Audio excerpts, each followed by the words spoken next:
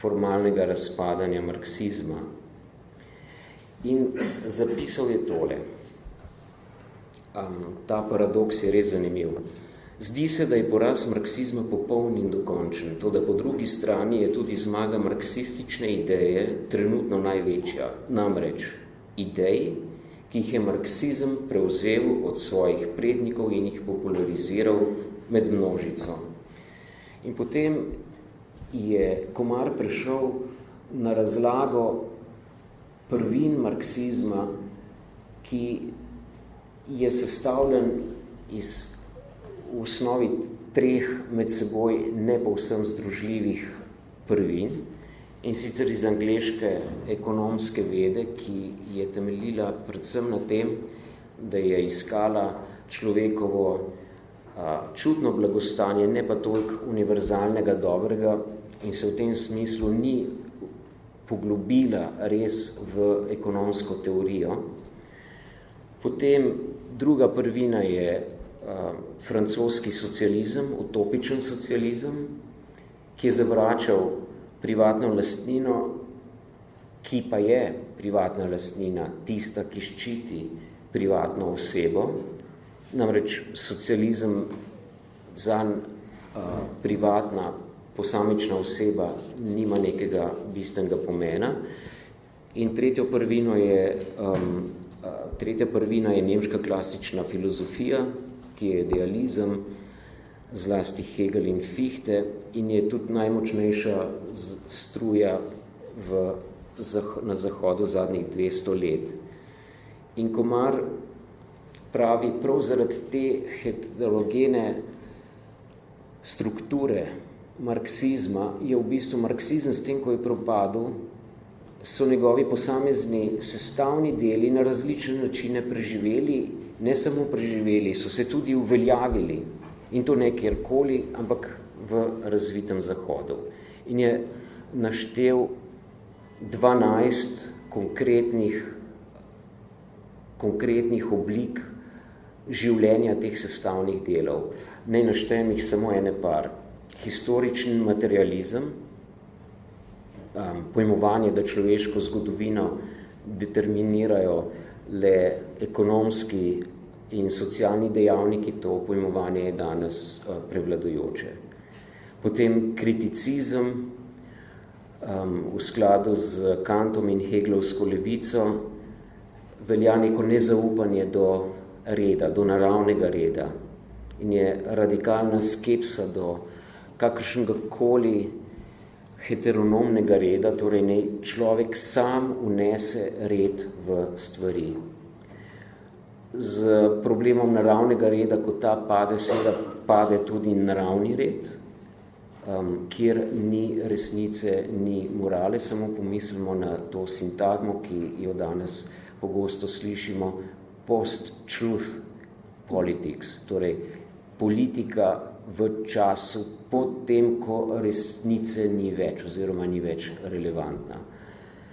Prvenstvo prakse pred samo kontemplacijo, pred samim zrenjem in razumevanjem reda v stvareh, če reda ni, če naravnega reda ni, je itak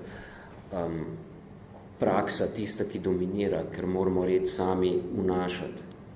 Obče bitje, ko posamezna oseba ni pomembna, ni vrednota, ni odsev Boga, dostojanstvo človeške osebe. Človek velja vedno bolj le kot sredstvo. Problem dostojanstva človeške osebe oziroma njegove univerzalnosti in ekskluzivnosti lahko doživljamo v zadnjem času vedno bolj. Univerzalnosti dostojanstva, ki je pod vprašanjem, recimo z vprašanjem, kdaj se začne človeško življenje, z vprašanjem, kakšno življenje je v resnici dostojanstveno življenje in katero življenje ne moramo pojmovati, da je dostojanstveno, iz tega izhajajoče pravice, ali ima vsako človeško bitje enake nedotakljive pravice ali ne. In potem tudi ekskluzivnosti z raznimi idejami, da so dostojanstva na podoben način kot človek, saj v pozitivnem pravu ne bi bili deležne tudi kakšne druge stvari. S tem se je začela močna erozija vprašanja dostojanstva človeške osebe. In potem seveda konča z masifikacijo človeške družbe.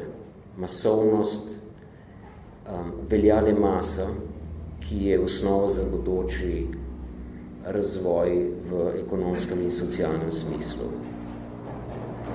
Tako da bi lahko na podlagi tega zaključili, da je filozofija, politična filozofija in družbena misel, ki temelji na neki trdni ontološki podlagi, na filozofski antropologiji, ki ne reducira človeške osebe zgolj na nekatere vidike, ampak upošteva vse njegove razsežnosti bivanja in izkušnje, in potem iz tega temelječ uvid v red, v naravni red, ki ga je treba spoštovati, ki je v bistvu odsev Božjega reda, na tem zgrajena politična misel dejansko omogoča razmislek in tudi vizijo reda v človeški družbi. Reda, ki omogoča udejanjanje polnosti človeške osebe, kar v največji meri. Omogoča pa tudi kritično misel. Omogoča v bistvu vrednotenje in objektivno presojo reda, kakršnega uveljavlja človek v svojem zgodovinskem obstoju. In zaradi tega se mi zdi, da kljub temu, da Milan Komar ni primarno znan kot politični filozof in ni svojih del zasnoval na ta način, da bi bila izrazito politično-filozofska, ampak je njegova misel zelo relevantna za politično čutečega človeka in za politično osveščanje slovenskega človeka, bi lahko rekel. S tem bi zaključil ta svoj poskus rekonstrukcije ali pa konstrukcije Komarjeve filozofske misli in se lepo zahvaljujem za vašo pozornost.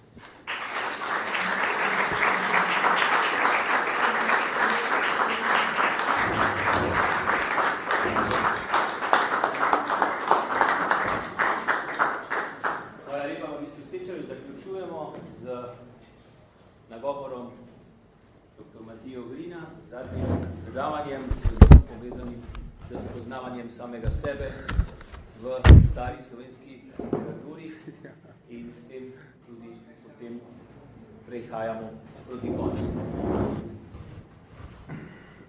Dober večer še enkrat. Navezal se bom na temo spoznanja samega sebe, ki jo je profesor Komar zelo poudarjal in živel kot enega od pomembnih principov in napravil potem kot en mehen retrospektiven okvir, kako je ta tema živela v starejši slovenski literaturi, seveda neodvisno od Komarja oziroma med njima verjetno ni v tem, tukaj neke direktne genetične linije, je pa močna povezava med evropsko duhovno tradicijo, iz katere je slovenska literatura živela v času baroka in Komarjem kot poznejšim mislecem, seveda. Že Martin je odlično nakazal pravzaprav cel sklop tem, ki se jih tukaj povzem v majhnih detaljih dotikamo.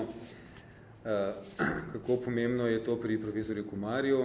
Jaz bom navedel ta isti odlomek, kar tisti, ki ga je, lahko bi navedel več odlomkov, ampak sem izbral enega iz nagovora, ki ga je profesor Komar imel za mlade, ko so končali visokošolski tečaj in mislim, da je bilo to okrog leta 80 in je objavljen verjetno v tile knjigi iz Dolge vigilije in jim je rekel med drugim tole. stari Grki so povzeli vso vzgojo v dve načeli. Spoznaj samega sebe in bodi, kar si. Prvo je bilo napisano na pročelju preročišča v Delfih in ga je filozofsko razvil veliki Sokrates. Drugo pa je vers iz ode pesnika Pindarja. Oba je treba vzeti dinamično, kot življenjski program. Človek se spoznava vse življenje. Še v poznih letih odkriva lepe in grde poteze svoje osebnosti, ki jih prej ni videl. In ko potrpežljivo razkriva svoje bistvo in svoj značaj, se skuša vedno globlje, vedno čisteje in resničneje izoblikovati. Torej, spoznavanje samega sebe kot neke vrste življenjski program na nekem drugem kraju v mestu pravi, potrebna je pravzaprav prava trajna rektifikacija življenja. Ker za odporom, ki ga čutimo v sebi pri spoznavanju svojih senčnih plati, za tem odporom se skrivajo razna moralna vprašanja, pravi Komar na drugem mestu. Problem sprejetje samega sebe, sprejetje lastnih resničnih možnosti, omejitev, napak, grehov in iz tega sprejetja končno izvira ta dolžnost rektifikacije, neprestanega uravnavanja v pravo smer. Ne enkratno spreobrnenje pravi, ampak pravzaprav nenehno spreobračanje srca. No in se pravi, pri tem spoznavanju samega sebe ne gre toliko za eno enkratno, posamično dejanje, ampak bolj za nekakšen življenjski habitus. Zakaj se je Komarju to zdelo tako pomembno, kot na nekem mestu pravi, da je v tistih dveh rekih grških zajeto celotno etično življenje človeka. Kar je zanimivo, da se pri tem taki temeljni, fundamentalni definiciji ne sklicuje na kakšnega krščanskega misleca, ampak seže kratko malo v antiko in v ta dva reka postavi celotno etično življenje človeka. Eden od razlogov, zakaj, najbrž tudi zato postavlja to samo spoznanje kot etično načelo, ker je torej spoznavanje sebe je povezano s poznanjem naših resničnih možnosti razvoja in razmaha. Kar implicira, kot sem že prej citiral, da spoznamo tudi svoje stranpoti, zablode, iluzije, grehe. In vplivu teh pomanjkljivih, slabih, zgrešenih potez, vplivu, ki ga te imajo na naše sedanje, aktualno stanje osebnosti. Zdaj pa, kar je v nas samih posledica poškodb našega bitja, da tako rečem spodobo razne naše razpoke, zastranitve, nerealne drže. Vse to je v našem bitju poscholastično rečeno nekakšna so praznine, nekakšni primanjkljaji, ker vse zlo po skolastičnem pojmovanju je pravzaprav pomanjkanje dobrega. Tam, kjer je neka slaba razvada, slaba težnja v človeku, je pravzaprav neki nič, neko pomanjkanje dobrega. Ne? Dobro, ki bi moralo naše bitje izpopolniti s krepostjo, tam manjka, se nismo potrudili na tistem področju in smo tam dopustili kot nekakšen nič. In si ga lahko predstavljamo kot nekakšno luknjo v našem bitju. Se pravi, ta nič, ta luknja bi v našem bitju, pa kaj pa da ni zmožna razvoja, na njih ne moremo zgraditi neke prihodnosti in priti do neke izpolnitve. Se pravi, po poti zablod, zgrešenih pogledov, zastranitev, ne moremo priti do realizacije in izpolnitve svojega bitja. Ali s Komarjevimi besedami, ki tukaj povzema kardinala Newmana, samo razvoj resničnega je resničen razvoj. Samo razvoj tega, kar zares je naše bitje, je lahko razvoj našega bitja. Ne pa razvoj kakšnih zastranitev in stranpoti in zmot, na katerih temelji pa v današnji kulturi marsikaj in potem se vnema boj za pravice teh zastranitev. No, starejša slovenska književnost pa v nemajhni meri izhaja iz evropske srednjeveške in zgodnje novoveške teološke literature, še zlasti ascetike, to se pravi književnosti, namenjene rasti v duhovnem življenju in duhovni izgradnji osebe. Po tej poti se je starejša slovenska književnost napajala iz številnih znanih in neznanih avtorjev, od Boetija do svetega Bernarda, Bonaventure, svetega Tomaža Kempčana in številnih drugih, ki jih tudi profesor Komar navaja. No in v obnebju teh avtorjev je pa autorefleksija, se pravi spoznanje samega sebe, zelo pomembna tema. Kaj je resnično dobro zame, kakšen je moj odnos z Bogom, čemu in katerim mislim pustim, da vstopajo v mojo dušo in tako naprej. Predstavil bom samo nekaj primerov te misli, kako se je kristalizirala in udejanjila v arhaični slovenščini zgodnjega novega veka, 17. in 18. stoletja zlasti. Vendar kot nekakšen recimo antropološki detajl, antropološki pogled na autorefleksijo in brez striktne razmejitve med filozofskim in teološkim. Tukaj se ta dva aspekta seveda prepletata.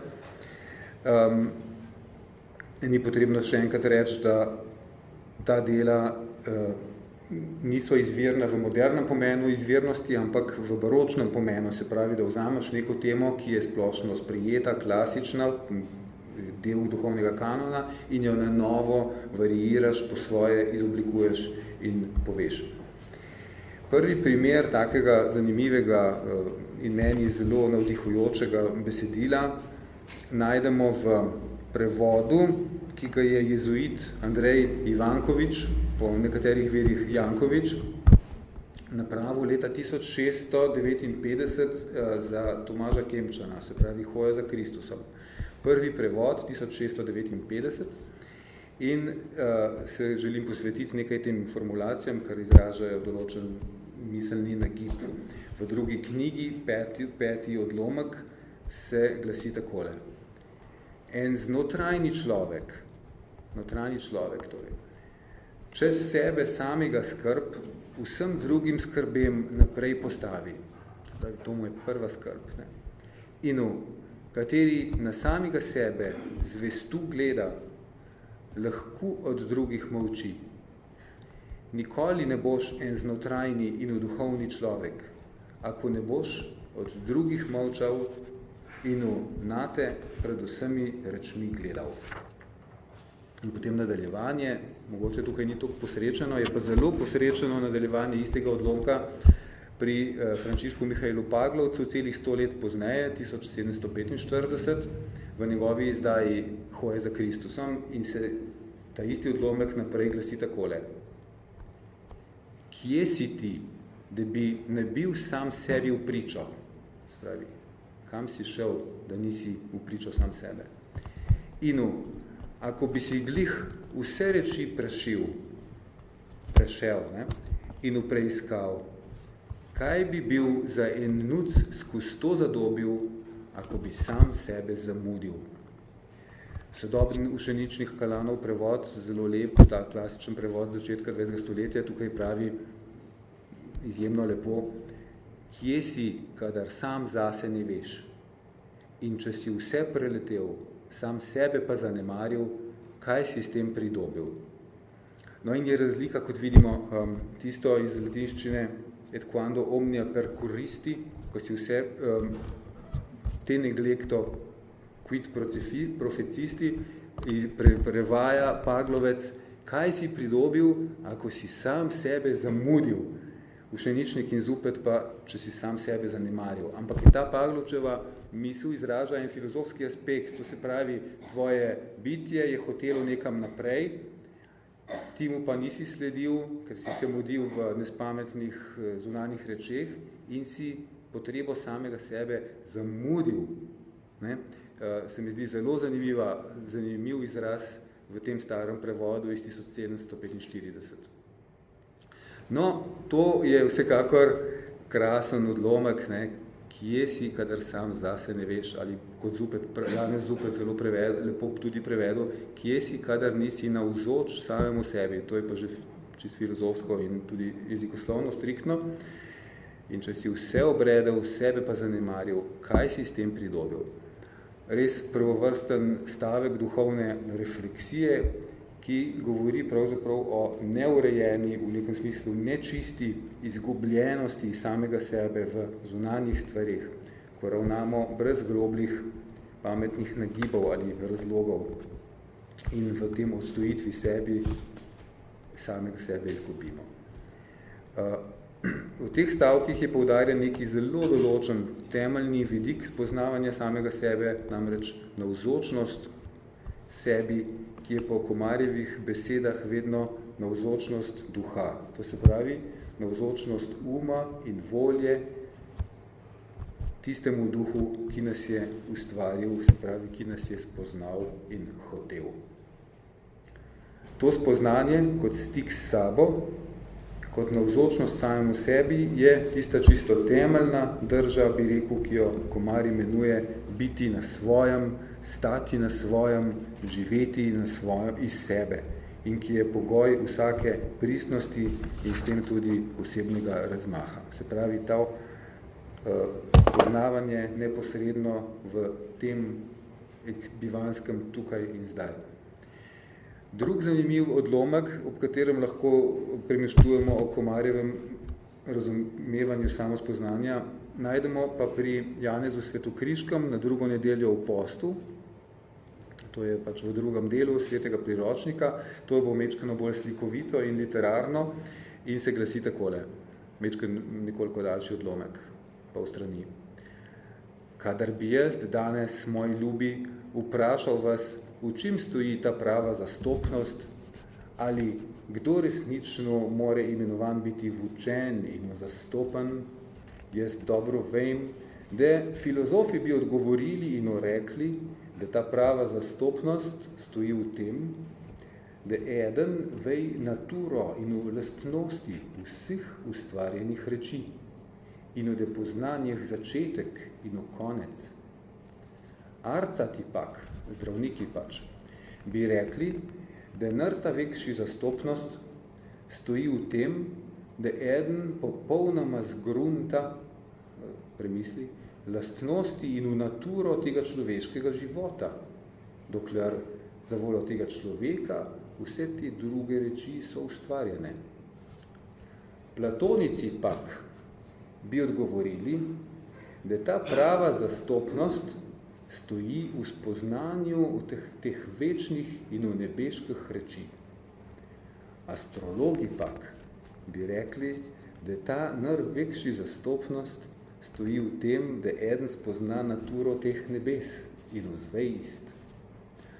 Ali umej le temi, meni najbolj dopade odgovor tistega učenega filozofa, kateri pravi: Est ergo principium invisibilis sapientiae noscere si ipsum. Je torej začetek nevidne modrosti samega sebe spoznati. In v zlasti le ta odgovor meni zato dopade, ker sveti Bernardus pravi: Noveris licet omnia mysteria, noveris lata terra in tako naprej, se pravi, spoznati hočeš, spoznal boš vse skrivnosti širjave zemlje, višino neba, višave neba, globočine morja, Svetokriški tukaj nima prevoda, ampak večinoma kar po latinsko podaja. Toda, če sam sebe ne spoznaš, si te nescieris, eris similis edificanti sine fundamento. boš podoben gradni brez temelja. Oziroma še do konca gre tukaj stavek potem tako edificanti sine fundamento ruinam non structuram faciens. Kakor boš podoben gradni brez temelja in boš gradil ruševino, ne pa stavbe. Gradil boš ruševino. In potem še naprej navaja svetokriški cel niz raznih klasičnih avtorjev, do svetega Ambroža in tako naprej. In na koncu reče, jaz vem, da nobeden ne more izveličan biti, ampak le, da svoje grehe spozna. Spravi, če ne spozna svojih grehov. Zatorej nam zapovej sveti Pavlus, da slednji ima sam sebe in v svojo vejst flisik spraševati, marljivo izpraševati in v svoje grehe iskati. V tem odlomku svetokriški Janez Krstnik poudari spoznanje samega sebe zlasti v zrcalu že izvršenih, preteklih dejanj, še zlasti slabih dejanj, grehov. Ta vidik je bil v slovenski duhovni literaturi pričakovano zelo poudarjen, mogoče je prevladoval in se lahko izoblikujemo recimo učitek, da je vsa široka problematika, zanimiva problematika spoznavanja samega sebe omejena ali pa zelo poudarjena zlasti v tem vidiku, vendar je pa tudi res, da je to pač zelo pomemben vidik, saj se človek nikodar drugod tako jasno in tako neposredno ne izraža, kakor v že storjenih dejanjih in to je tako zelo resnično, da že vsaj od Aristotelove poetike naprej velja, da se dramska oseba ali karakter izrazi predvsem z odrskim dejanjem, ne z govorom, pa celo bolj z dejanjem. Dejanja izražajo našo bit. Ta vidik samospoznanja ustreza temu, kar Komar imenuje trajna rektifikacija življenja, trajno popravljanje, izboljševanje svoje duhovne drže. Ko pravi, kot sem navedel, da človek, če se iskreno preiskuje, še v poznih letih lahko odkriva dobre in slabe strani svoje osebe. En dodaten zanimiv vidik tukaj doda še lahko recimo Jernej Basar v zelo zanimivih knjigi Pridik iz Bukvic imenovanih Exercicija svetega očeta Ignacija. To je jezuit, to knjigo je izdal 1734. In naveže samo spoznavanje na tale moment sodbe in presoje sebe in bližnjega. In pravi, kadar bi mi sami sebe sodili, tako bi mi ne bili obsojeni. Soditi tedaj moraš sam sebe, to je, sprašuj sam sebe pogosto in razglej tvojo vest, če je z enim ali drugim grehom omadežana. Tudi naš izveličar tebi pot pokaže, v teči ostri sodbi, ko pravi, ne sodite, tako ne boste sojeni. Če boš sam sebe sodil, boš sam sebe spoznal, ne boš druge sodil. Ne ostro, ampak mehko z nami obrača milostivi Bog, kjer nam na zbiranje da, kako bi otli sojeni biti. Pri tebi stoji zadobiti milostivega sodnika. Od tebe je odvisno, ali boš dobil milostivega sodnika. Namreč, da bi po izlaganju svetega Gregorja, preden boš od Boga sojen, sam sebe sodil. To se mi zdi zelo zanimiv vidik, ki dopolnjuje tistega svetokriškega, da pravzaprav se ta učinek samospoznanja ima izjemno daljnosežen vpliv na odnos do naših bližnjih. In potem še tretji vidik, zadnji, je pa lahko najdemo v Skalarjevem rokopisu, to je rokopis nekega pisca z Gorenjske iz 1643, je zelo zanimiv pisec, žal je za njim razmeroma malo ostalo, čeprav hvala Bogu vsaj obsežen rokopis na 700 straneh, Skalarjev rokopis. No in tam notri so razni spisi med drugimi neka predelava, ki temelji na Svetem Bonaventuri, na solilokviju, se pravi ta zvrst filozofskega samogovora se takrat prvič pojavi s tem rokopisom v našem slovstvu. No in v tem solilokviju oziroma pravi brevilokvij se posvetimo Bonaventuri, ki je pa bil večkrat predelan in je zadaj cela tako precej komplicirana tekstno-kritična tradicija zadaj, 17. in 16. stoletja, pravi na nekem mestu tole. Veliko ljudi znajo velike reči in je žele, veliko ljudi znajo velike reči in je žele vedeti, ali sami sebe ne znajo in v nas poznajo. Na druge gledajo in v sami sebe pozabijo. Boga v zunanjih rečeh iščejo in v te znotrajne zamude. Zato, če mi jest od teh unanjih reči na te notranje priti in od teh na te visoke se vzdigniti. Kam jest grem, odkot sem in v kaj sem in v taku, skozi spoznanje moje, na to spoznanje Božje se vzdigniti. No, to so pa tista velika klasična vprašanja o samem sebi in se mi zdi, da ta vidik najbolj od vseh, kar jih poznam v slovenski starejši literaturi, izraža tisti eksistencialni vidik. Odkot sem in kam grem, se pravi dinamično prvino bitja. To je tisto, na kar upozarja Komar, ko pravi, da se mora človek v nekem smislu šele uresničiti in se dokončati v skladu z možnostmi, ki jih njegova narava ponuja in odpira. No, in s tem nisem povedal nič bistveno novega o Komarju, je pa mogoče samo en prispevek k temu, da vidimo, da je tradicija, iz katere je izhajal in jo je bil zmožen na izredno sodoben in sodobnim potrebam primeren način posredovati, da je ta tradicija bila zelo dolga, bogata, tudi pri nas. Ne? Ni bilo treba segati samo izključno prav k filozofskim piscem, ampak da so te tekste, ki sem jih zdaj bral, poslušali naši ljudje pri maši in jih brali v večernih premišljevanjih in podobno. Ne? To je zelo pomemben vidik recimo tega kulturno-zgodovinskega prikaza.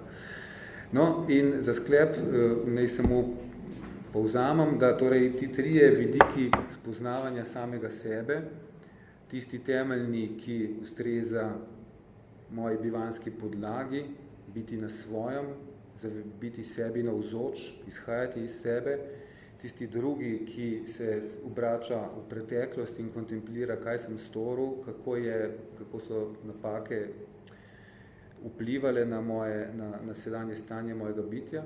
In ta tretji, kaj mi pravzaprav preostaja, da moram pri sebi še izpolniti in realizirati v svojem življenjskem obzorju, da so to pravzaprav trije aspekti človeškega časa, v katerih zelo lucidno piše Komar prav v tej knjigi. O tej tri razsežnosti časa, ki jo seveda zelo priporočam v branje pri Komarju. Je pa res, da jo najdemo tudi v tako preprosti in nam bližnji izkušnji, kot je molitev Oče naša. Ker če se zamislimo, no je pa res, da sem jaz prvič se nad tem zamislil, ko sem srečal te baročne razprave in recimo pridige Rogerij Ljubljanski je imel v letu 1615 en cel ciklus pridig o razlagi Oče naša. In sem se tam prvič zamislil nad tem, da je Oče naš sestavlja 7 prošenj. In da so prve 3 prošnje namenjene božanskim stvarem, nebeškemu očetu, zadnje 4 pa človeškim rečem. Ne? In da se me je prevzelo, da je prva prošnja, to so tiste besede, ki jih tako izrečemo, ko začnemo moliti, pravzaprav izjemno pomembna, ne? Da bodi posvečeno tvoje ime, da bi bilo tvoje ime sveto med nami, ne? Da je to ena velika prošnja in pri teh rečeh, kot so zapovedi in drugo, imajo ima vrstni red, stvari zelo veliko hierarhično vrednost. To je prva prošnja Oče naš, morda najpomembnejša prošnja, da bi bilo njegovo ime sveto. Ampak skratka, potem so pa une človeške, od 4. do 7. In tiste so pa točno strukturirane v tem smislu. Prosimo, daj nam danes naš vsakdanji kruh, zdaj, to je ta sedanjost tukaj, od te se obrnemo v preteklost, v svojo preteklost, ne odpusti na naše dolge, ker se nanaša čist na življenje, ki je za nami. In ko smo to do neke mere uredili še v odnosu do bližnjega, kakor tudi mi, potem se pa obrnemo k zadnjim prošnjam, in glede ne upelji nas in ohrani nas predvsem hudim, oziroma reši nas vsega hudega. No, to se pravi, tudi tukaj je ta časovni vidik popolnoma obsega. V Oče našu je, bi rekli, celotna bivanska struktura človeškega bitja, kot jo recimo tudi Komar tukaj imenitno razlaga. In zaprav za konec, kot je gospod Zorko Simčič krasno navezal ustanovne besede, tako rekoč te ustanove in tega našega srečanja na osebo profesorja Komarja, bi zdaj še z enim stavkom Komarjevim končal. Ko smo tole knjigo iz Dolge vigilije izdali, z njom je seveda napladno prinesel vse te krasne tekste, prav gospod Zorko, se je profesor Komar zahvalil in je v pismu napisal, to mi stoji zelo jasno v spominu: veseli me, da se v Sloveniji prebuja zanimanje za moje spise. Pika. Želel bi, da to zanimanje ne gre prek določene mere. Pika. To se pravi, v času, ko se vsi trudijo za to, da bi bili slišani, brani, citirani, upoštevani in tako, Komar napiše, da si želi, da to ne bi šlo prek določene mere. In katera je zdaj tista mera, to je pa zelo zanimivo, najbrž je to mera, mera je najbrž v tem, da bi ne postal s kakršnokoli že, čeprav je silno malo možnosti za to, ampak vendar bi se v tega način kdaj zgoditi, da se nabere nek trend, neka moda komarjanstva in podobno. On pa je bil ravno seveda vedno z vsem srcem za to, da mora človek osebno spoznavati in živeti res toliko biti filozof, kolikor je zmožen vse to aplicirati na svoje življenje. No in s tem je tudi zaključil točno to knjigo. V zadnjih stavkih, ki so napisani v knjigi, piše to, da ni pomembno, da si, to reče slušateljem, ni pomembno, da si naredite en lep sistem, ampak da razumete realnost in svojo osebno častnost, svojo in svojih bližnjih. Hvala lepa.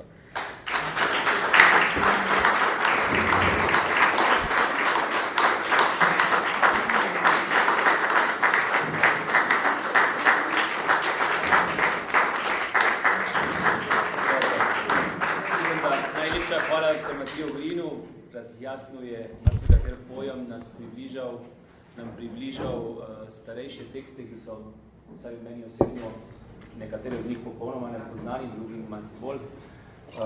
In kažejo na to, da imamo v zavodu ali pa širše v slovenski družbi še veliko dela. In želim si, da bi ta prvi Komarjev popoldan izval v nas tudi željo potem, da bi bili še drugi, da bi se še takole srečevali.